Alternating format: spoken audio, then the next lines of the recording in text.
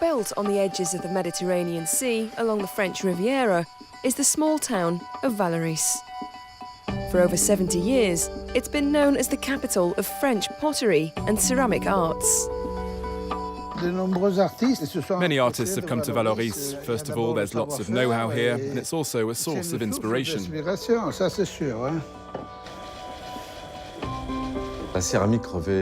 Ceramics had a particular meaning for Picasso. It's a humble work, working with the earth, and that was something important to him. Claude Aiello is one of the oldest craftsmen in the town. The son of a potter, this Italian came to Vallauris when he was just 13 years old to learn how to work with clay.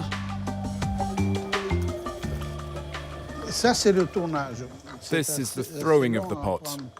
It takes a fairly long time to learn because it's all about using your hands. You need to be dexterous. That's how you can best express yourself in what you are creating. But the actual movements of the hand date back centuries.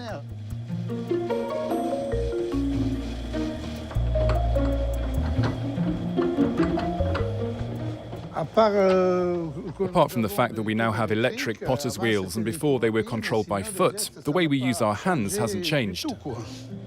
After drying out for several days, the pots are baked inside this wood-fired oven. It's an extremely delicate stage of the production. This is now going to bake at 1040 degrees for at least 10 hours. You can often get a nasty surprise at the end. The pottery is then coated with enamel and baked again. Some of the more contemporary creations require several weeks of work.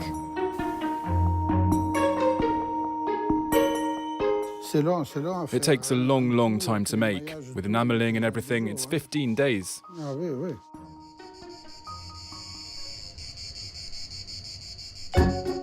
The tradition of pottery making in Vallauris dates back to Antiquity. During the time of the Romans and Gauls, the locals here were already making kitchen pots. All the elements needed to make ceramics could be found here in Vallauris. By that I mean there were clay deposits, plenty of water, and forests for all the wood needed for the kilns. Originally, people made simple cooking pots to help families prepare food. So you had pans, you had what were called pitchers that were a kind of pot, which were partially enamelled, which meant they were watertight and could be therefore used for cooking.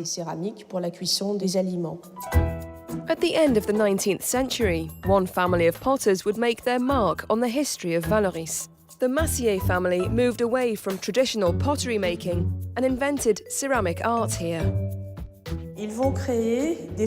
They created decorative shapes adorned with this famous metallic glaze, which is the result of a chemical process that occurs in the kiln. The glaze can have gold or silver or copper in it.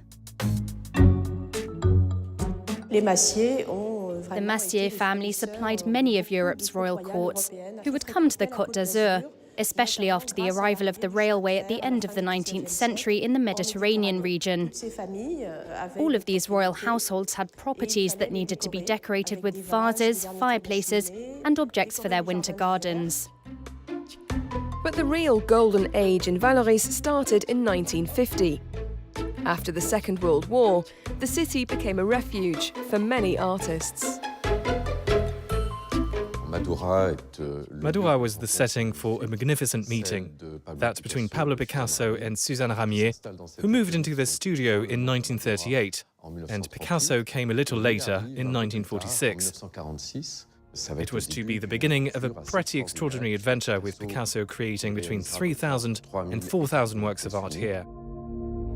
Ceramics were a whole new area of experimentation for Picasso. Working with the earth was a huge inspiration to him. This piece is one of the most important, along with many others. It is the big bird tête de faune statue on a black background. Picasso wanted to distribute his work to a wider audience, and so identical replicas of some of his unique pieces were made by this studio.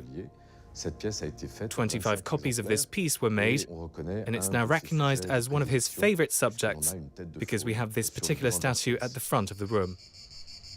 Vallauris therefore became Picasso's favorite residence. He stayed here for 7 years. Picasso was Mediterranean, so in Vallauris he found a light and a working-class population that he knew well.